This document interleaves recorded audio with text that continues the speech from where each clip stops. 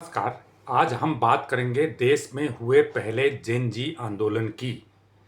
देखिए, हम सब जानते हैं कि पिछले 1 महीने से जंतर मंतर पर जेन जी का आंदोलन चल रहा था। ये आंदोलन नीट पेपर लीक के खिलाफ था और इसमें शिक्षा मंत्री धर्मेंद्र प्रधान के इस्तीफे की मांग की जा रही थी और आखिरकार कल सरकार ने दबाव में आकर धर्मेंद्र प्रधान का इस्तीफा करा दिया और कल ही आंदोलन खत्म हो गया। उनकी सारी मांगें मान ली गई हैं।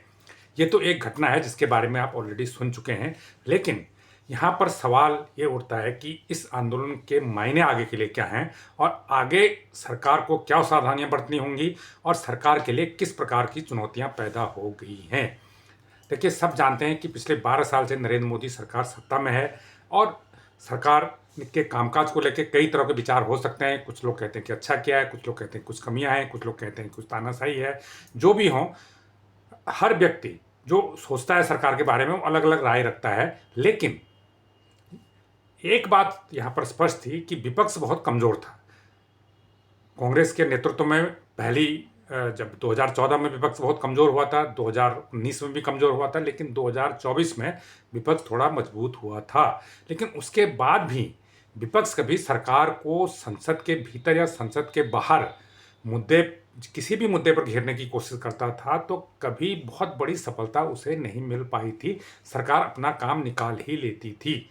लेकिन इस बार जब ये जेनजी के रूप में सरकार का विरोध शुरू हुआ, हम ये कह रहे हैं कि जब अपोजिशन विरोध करता था उसका कोई मायने उसका कोई निचोड़ नहीं निकल पाता था और वो कुछ दिन का हंगामा होकर खत्म हो जाता था, किसी नतीजे पर नहीं पहुंचता था। लेकिन इस जेनजी के आंदोलन में, इस जैन जी के जब आंदोलन हुआ, 20 तारीख को जंतर मंतर पर प्रदर्शन हुआ और प्रदर्शनकारी संसद भवन के गेट तक पहुंचने में भी कामयाब रहे।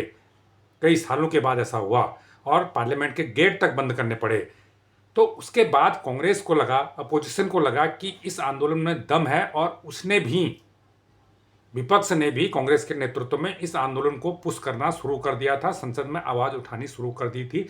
हालांकि कांग्रेस जैन जी जो कांग्रेस जनता पार्टी उसके साथ खड़ी नजर नहीं आई, लेकिन कांग्रेस ने या अपोजिशन ने अपने स्तर पर इस मुद्दे को उठाना शुरू कर दिया। तो इससे क्या हुआ? इससे कांग्रेस जनता पार्टी का जो आंदोलन था उसका प्रसार बढ़ा, उसका प्रसार व्यापक हुआ और उसको एक तरह से मजबूती मिली। हालांकि सीजेपी और कांग्रेस इस मुद्दे को अलग अलग तरीके से उठा रहे थे, अपने अपने तरीके से उठा रहे थे। दोनों में कहीं न कहीं एक साथ होना नजर नहीं आ रहा था, लेकिन दोनों मुद्दे को उठा रहे थे। इससे मुद्दे को बल मिला। कुल मिला के इसका प्रसार देश के दूसरे हिस्सों में होने लगा था। इससे सरकार की चिंताएं बढ़ने लगी थी। पुणे जैसे शहर में इतनी बड़ी रैली हुई, हजारों की तादाद में स्टूडेंट एकत्र हो गए। बिहार में या देश के दूसरे हिस्सों में शांतिपूर्ण प्रदर्शन होने लग गए थे। तो सरकार के पास एक ही विकल्प था, या तो स्टूडेंट को सख्ती करके वहाँ से हटा दिया जाए या फिर उनकी मांगें मान ली जाए। तो स्टूडेंट पे जो 20 तारीख को सख्ती हुई थी उसका बड़ा नेगेटिव इम्पैक्ट सामने आया था। पूरा देश में उससे रोष पैदा हुआ था। इसलिए और सख्ती करना सरकार को शोभा नहीं दे रहा था, सरकार को सही नहीं लग रहा था, क्योंकि जेन जी आंदोलन कई देशों में हुए हैं और कई देशों में सफल रहे हैं। उन्होंने सरकारें तक बदल दी। पहला सफल आंदोलन बांग्लादेश में हुआ था, जो स्टूडेंट ने अपने रोजगार से मुद्दे और रोजगार में कोटा से जुड़े मुद्दे को लेकर उठाया था। उसके बाद वो करप्शन का मुद्दा आ गया और तमाम सरकार के खिलाफ ऐसा माहौल बना कि वहाँ की सरकार को सत्ता से बेदखल होना पड़ा। उसके बाद नेपाल में, आपको याद होगा 2025 का ज़्यादा पुराना मामला नहीं है, नेपाल में सिर्फ टिकटॉक को सेंसर करने के खिलाफ, डिजिटल सेंसरशिप के खिलाफ ये आंदोलन शुरू हुआ था और वहाँ की सरकार की छुट्टी हो गई थी। और इस आंदोलन के जो अगुवा थे बालेन साहब, वो अब वहाँ पर प्रधानमंत्री हैं। चुनाव में वो भारी बहुमत से जीत गए थे। ये नेपाल और बांग्लादेश छोटे देश हैं, इनकी हम तुलना भारत से नहीं कर सकते, लेकिन ये देखा गया है कि सोशल मीडिया से जो ड्रिवन ये आंदोलन होता है, इसकी ताकत जो परंपरागत आंदोलन है उसकी तुलना में कहीं बड़ी है और ये एकदम देश में स्पार्क हो सकता है। तो ये चिंताएं थी और ऐसा नज़र भी आने लग गया था। तो इस सब को ध्यान में रखते हुए सरकार ने जो दूसरा कदम था, जो मुख्य मांगे थी उनकी प्रधान के इस्तीफे की, उसको अब मानने का फैसला किया।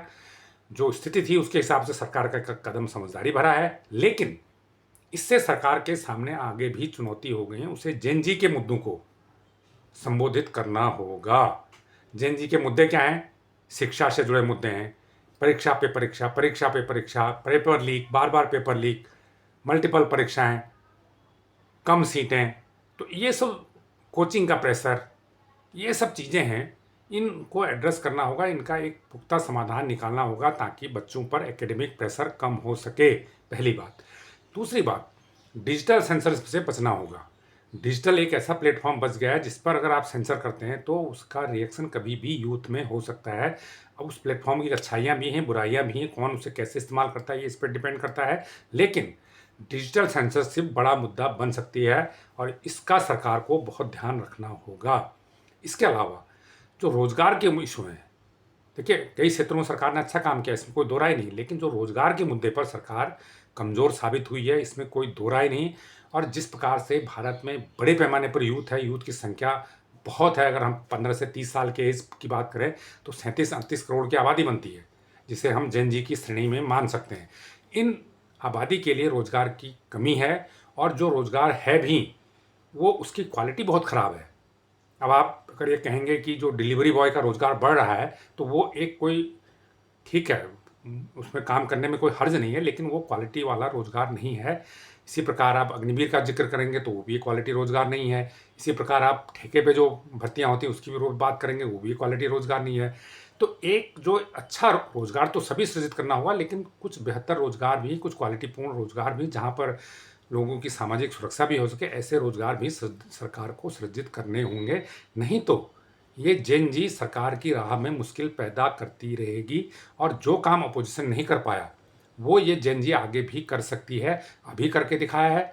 12 साल में अपोजिशन कोई इस्तीफा सरकार से नहीं ले पाया, कई बार मंत्रियों के इस्तीफे की मांग हुई लेकिन नहीं ले पाया। सरकार ने कहा कि इस्तीफे हमारी सरकार में नहीं होते हैं, यूपीए सरकार में होते थे। लेकिन 1 महीने के आंदोलन ने, एक ऐसी सोशल मीडिया पार्टी ने जो 2 महीने पहले ही बनी थी, उसने सरकार के दमदार मंत्री का इस्तीफा ले डाला।